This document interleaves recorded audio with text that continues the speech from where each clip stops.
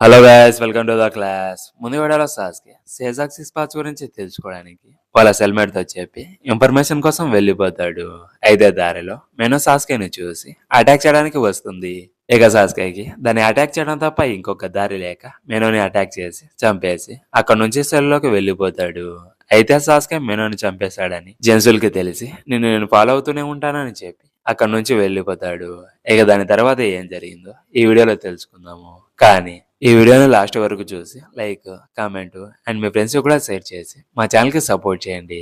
ఇక లేట్ చేయకుండా వీడియోని స్టార్ట్ చేద్దాం. ఇక సాస్కే వచ్చి వర్క్ చేస్తూ ఉంటాడు.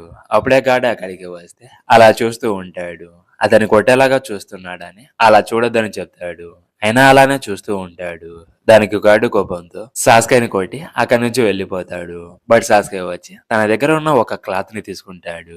అది దేనికంటే ఆ క్లాత్ ఎవరి దగ్గర అయితే ఉంటుందో అప్పుడు వాళ్ళని మెనో అటాక్ చేయదు. ఇక ఆ రోజు నైట్ అయిపోతుంది. అప్పుడు సాస్కే వచ్చి జెన్సుల్ చెప్పిన మాటల్ని గుర్తు చేసుకుంటాడు.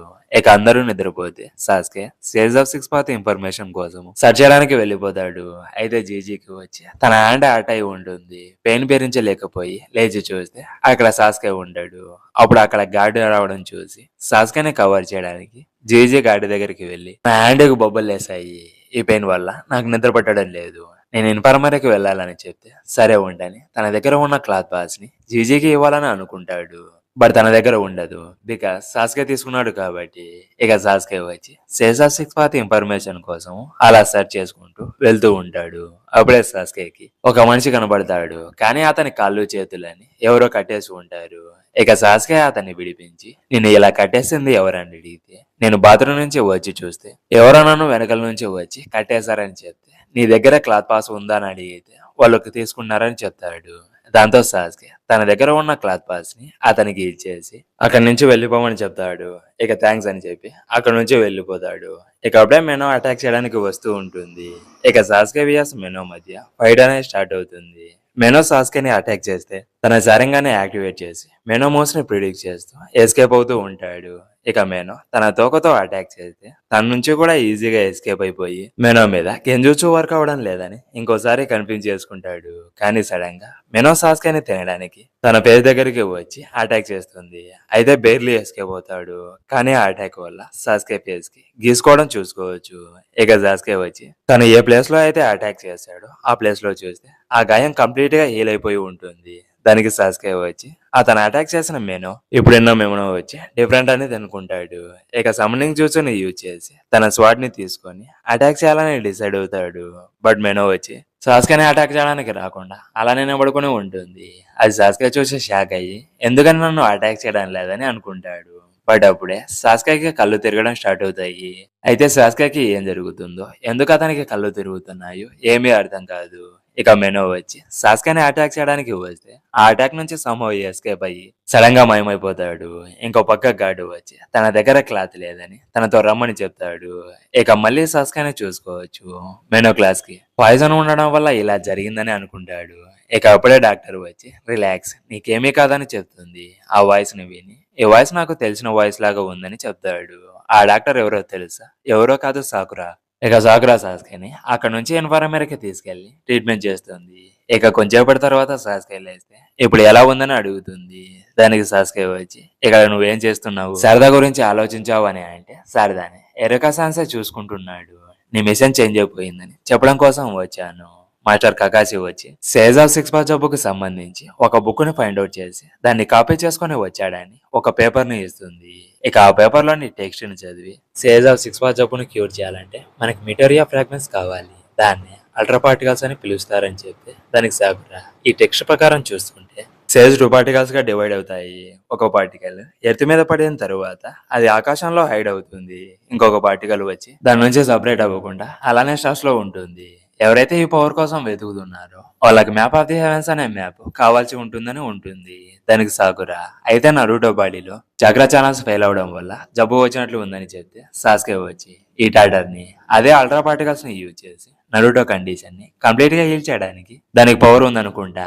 అయితే ఈ పార్టికల్స్ ని మనం ఫైండ్ అవుట్ చేయాలని చెప్తే అయితే ఇప్పుడు నీ మిషన్ వచ్చి మ్యాప్ ఆఫ్ ది హెవెన్స్ ని ఫైండ్ అవుట్ చేసి అల్ట్రా పార్టికల్స్ ని సంపాదించడం అని అంటే ఇదే ఫస్ట్ మనం మ్యాప్ ఆఫ్ ది హెవెన్స్ అంటే ఏంటో తెలుసుకోవాలి. అయితే నువ్వు ఇక్కడికి ఎందుకు వచ్చావు ఇంకా నాకు నువ్వు చెప్పలేదు. ఈ మిషన్ నాకు పంపించాలని ఉంటే పవర్ అంతా పంపించి ఉండొచ్చు అని అంటే అలానే చేశాను. ఇంకా రీచ్ అవ్వలేదా అని అంటే పర్ఫెక్ట్ టైంలో ఆ పౌరం రావడం చూసుకోవచ్చు. అలాగే క్లాత్ పాస్ కూడా ఉంటుంది. ఇక ఆ క్లాత్ ని సాస్కేకి ఇస్తుంది. ఇక సాస్కే వచ్చి ఇది చాలా డేంజర్ ప్లేస్, ఇక్కడ నుంచి కొనహాకి వెళ్ళమని చెప్తాడు. కానీ సాకరా ఇది డేంజర్ ప్లేసా, దీన్ని కూడా నేను హ్యాండిల్ చేయలేని అనుకుంటున్నావా అని అంటే నీ స్ట్రెంత్ మీద నాకు అస్సలు డౌట్ లేదు, కానీ ఈ పని నేను ఒక్కడనే కంప్లీట్ చేయగలనని చెప్తున్నా.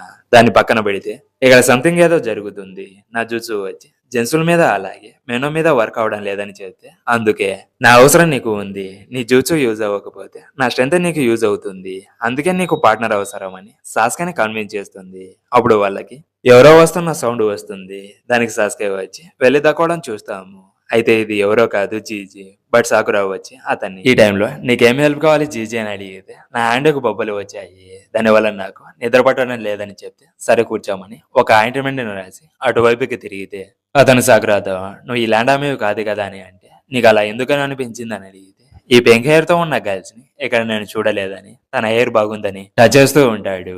అప్పుడు సడన్ గా సాస్కే వచ్చి తన హ్యాండ్ ను పట్టుకొని స్టాప్ చేసి ఆమె నా వైఫ్ అని చెప్తే అది విని షాక్ అయ్యి నువ్వు చెప్పేది నిజమా డాక్టర్, నువ్వు మ్యారేజ్ చేసుకున్నారా, అది నేను నమ్మలేకపోతున్నాను. బట్ నువ్వు తన వైఫ్ అయితే ఎందుకని డాక్టర్ గా ఇక్కడ వర్క్ చేస్తున్నావు అని అడిగితే దానికి సాకురా వచ్చి ఇది నార్మల్ జైలు కాదు కాబట్టి నా హస్బెండ్ ని చూడడం కోసం డాక్టర్ గా ఇక్కడ వర్క్ చేయడం కోసం వచ్చానని చెప్తే ఆ మాటలకి అతను కన్విన్స్ అయిపోతాడు. బట్ సాస్కే వచ్చి నీకు షాక్ లేదని అంటే ఎందుకనే షాక్ గా ఉంటుంది, వైఫ్ అండ్ హస్బెండ్ వచ్చి ఎప్పుడు కలిసే ఉండాలని చెప్తాడు. ఇక సాస్కే అండ్ జీజీ వచ్చి సెల్లోకి వెళ్తూ ఉంటారు. అప్పుడే సాస్కే చేతికి క్లాత్ పాస్ ఉండడం చూసి నీకు కూడా గాడు వచ్చి క్లాత్ పాస్ ని ఇచ్చాడా అని అంటే అప్పుడు సాకురా ఇచ్చిన క్లాత్ పాస్ మూమెంట్ ని గుర్తు చేసుకుంటూ జీజీతో సాకురా నా వైఫ్ అని ఎవరితోనూ చెప్పొద్దని అంటే సరే ఎవరికి చెప్పను, కానీ నువ్వు డాక్టర్ వైఫ్ అండ్ హస్బెండ్ అని అంటే నేను నమ్మలేకపోతున్నాను. అయితే ఈ విషయాన్ని నాకు ముందే ఎందుకు చెప్పలేదని అంటే నువ్వు దాని గురించి నన్ను అసలు అడగలేదు. బట్ నువ్వు వైఫ్ అండ్ హస్బెండ్ గురించి సంథింగ్ చెప్పావు కదా, వైఫ్ అండ్ హస్బెండ్ ఎప్పుడు కలిసే ఉండాలా అని నువ్వు బిలీవ్ చేస్తావా? అయితే నేను నా వైఫ్ కి చాలా రోజుల నుంచి దూరంగా ఉన్నానని చెప్తే అవునా, అయితే ఎన్ని రోజుల నుంచి మీ వైఫ్ కి చాలా దూరంగా ఉన్నావని అడిగితే చాలా ఇయర్స్ నుంచి అని చెప్తాడు. దానికి జీజీ షాక్ అయ్యి ఆమె ప్లేస్ లో నేను ఉంటే నీతో విడిపోయి ఉండేదానని చెప్తే అలా ఎందుకని అడిగితే నువ్వే కదా కొన్ని ఇయర్స్ నుంచి తనకి చాలా దూరంగా ఉన్నావని చెప్పావు. ఒకవేళ నువ్వు వెళ్ళిపోయాక నాలాంటి వాడు మీ వైఫ్ కోసం వస్తాడని అంటే దాని గురించి పక్కన పెట్టేసి జీజీతో మ్యాప్ ఆఫ్ ది హెవెన్స్ అనే దాని గురించి ఎక్కడైనా విన్నావా అని అడిగితే లేదు, పేరును బట్టి చూస్తుంటే ఆస్ట్రానమీకి సంబంధించి ఉన్నట్టు ఉంది, దాని గురించి నీకు లైబ్రరీలో దొరకచ్చు లేదా పెన్సిల్ అని అడగమని చెప్తే ఎందుకని అడుగుతాడు. దానికి జీజీ షాక్ అయ్యి నీకు నిజంగానే తెలియదా అని అంటాడు. ఇక నెక్స్ట్ డే వచ్చి సాస్కే లైబ్రరీలోకి వెళ్తాడు. అక్కడ చాలా మంది బుక్స్ ని రీడ్ చేస్తూ ఉండడం చూసుకోవచ్చు. ఇక సాస్కే సాక్రా దగ్గరికి వెళ్లి నా సెల్మేట్ లో ఒక అతను లైబ్రరీ అటెండర్, అయితే అతను ఒక గ్యాంబ్లిక్ పిచ్చోడు, నువ్వు ఒక బెడ్ ని వేసి ఈజీగా అతన్ని మోసం చేయొచ్చు, ఖచ్చితంగా అతను ఆ బెడ్ ని తీసుకుంటాడని చెప్తే అక్కడ కూర్చునేవాడేనా అని అంటే అవును అతనే, మన ఈ మ్యాప్ ఆఫ్ ది హెవెన్స్ ని ఫైండ్ అవుట్ చేయడానికి అతనే చాలా కీ అని చెప్తాడు. ఇక ఆ తర్వాత సాక్రా అతన్ని మోసం చేసి మ్యాప్ ఆఫ్ ది హెవెన్స్ ని ఫైండ్ అవుట్ చేస్తుందా లేదా అని నెక్స్ట్ వీడియోలో తెలుసుకుందాము. ఈ వీడియో మీకు నచ్చినట్లయితే please subscribe my channel. Next వీడియోతో మరిన్ని anime వీడియోస్తో మళ్ళీ కలుద్దాం. Until then by.